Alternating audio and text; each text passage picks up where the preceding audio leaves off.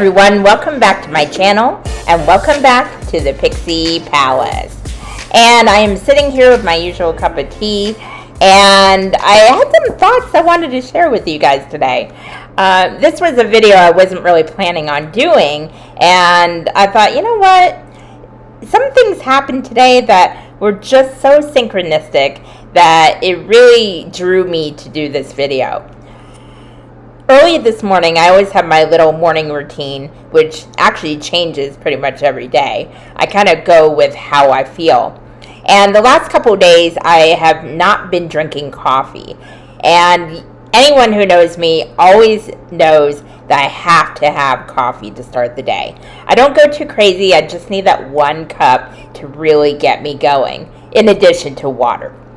So I noticed that my body wasn't feeling very good on it lately. So I thought, well, let me take a break for a couple days, see how it goes, allow my body to readjust.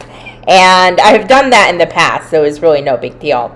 So I decided to drink one of my cacao packets, which is like hot chocolate, drinking chocolate, without all the crap in it, like traditional mainstream hot chocolate packets. And I noticed I was feeling better. It had some MCT in it, and it was really, really good. So I thought, okay, cool. My stomach's starting to settle. I feel a little bit better. And I didn't realize it kind of made my whole body feel better throughout the day. So this morning, I had a craving for coffee. I thought, you know what? It's been a couple days. I think it's safe to do it again. So I made a cup of coffee. I even made it a little weaker than normal, just a little bit. And I had some. It tasted great. And then, once again, I noticed my stomach started up. And I thought, what the heck is going on? So I was chalking it up to old age, even though I'm not old. But, you know, every 10 years or so, your body does change, and what it can accept and what it can't accept. And I figured, well, maybe I can only drink coffee a few times a week or something. So I'm an avid tea drinker. I have my cacao, so it's not like the worst thing in the world for me. I watched this video a little later on YouTube, and I forgot the guy's name. I follow him, but I don't always watch every single video. But this video was about self-discipline. Self-discipline. Now that term nobody likes. I'm sorry, I don't care how disciplined you actually are, but nobody likes to hear that, including myself. Discipline always has this negative connotation to it. You discipline yourself, you're depriving yourself. You discipline yourself, you miss out. You discipline yourself, you're very strict.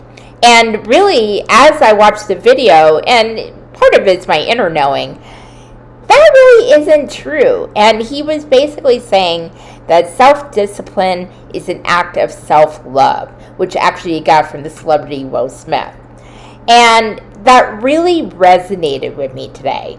And my thoughts went back to the coffee. Part of why I went back to coffee is lack of discipline. I'm so used to waking up in the morning and having that hot cup of whatever it is to start my day. It actually wakes up my brain. It tells my body, okay, it's time to get moving. And it's basically more of a psychological trigger, if you will. And not that there's anything wrong with it, but just a matter of understanding and being mindful as to why I actually went back to coffee. I even thought about drinking my cacao. And it was really, really interesting because I wasn't disciplined enough to stay with it. And while the coffee analogy probably, who cares? I mean, people have bigger problems in the world. But for me, it really showed me how self-discipline is really important when used in the right way.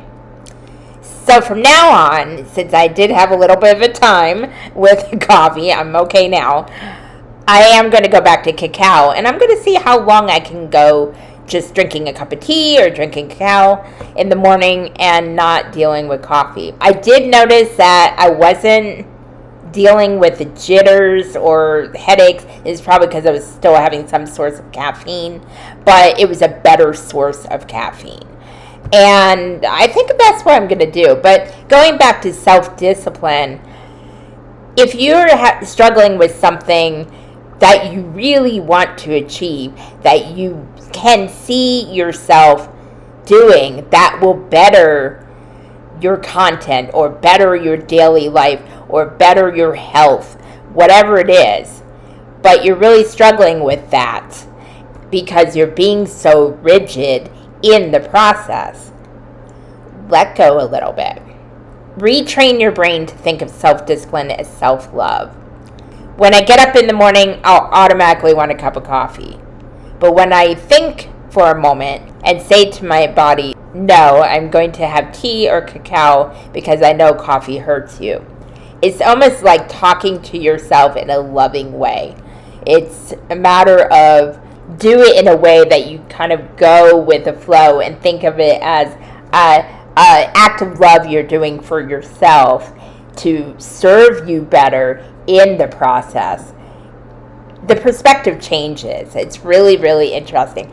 And once I watched that video, that really flipped the switch for me. That really changed my perspective. Now I'm not going to feel like, oh, I'm depriving myself of coffee. I'm depriving myself of something I enjoy. I'm actually going to say I am helping my body because I respect and love my body enough to do this. I'm still enjoying a cup of tea or a cup of cacao. And again, when I say people have much more serious problems, and so do I, but that's just to give you an idea of self-discipline equaling self-love. So it may be saying no to a project you want to work on because you don't have much time. Saying no is not easy. You may want to say a yes right away. You may be a yes person. But when you think to yourself and say, okay, if you can say yes to this, but how is it going to affect your daily life? How is it going to affect your mental health? How much time will you have for it? And if all those things align, sure, say yes.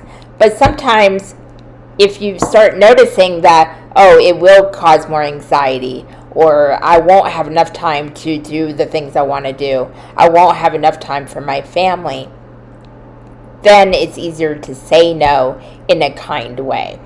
So it's really interesting. This can apply to so many things. And I'm not going to ramble on and on because you guys are smart. You know what analogy to use that resonates for you.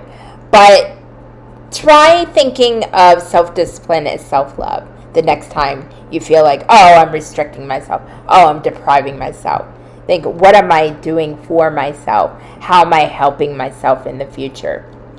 Words are very powerful. Thoughts are very powerful. So when we start flipping the narrative and start putting a little bit more of a positive perspective, our whole thought process can change, and our inner reality can change as well as our outer reality can change. That's where the butterfly effect comes in.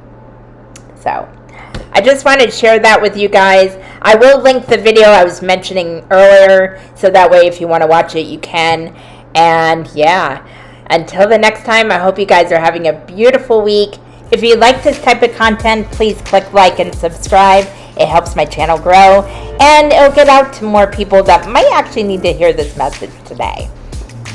Until the next time, to know yourself is to know your truth. Namaste.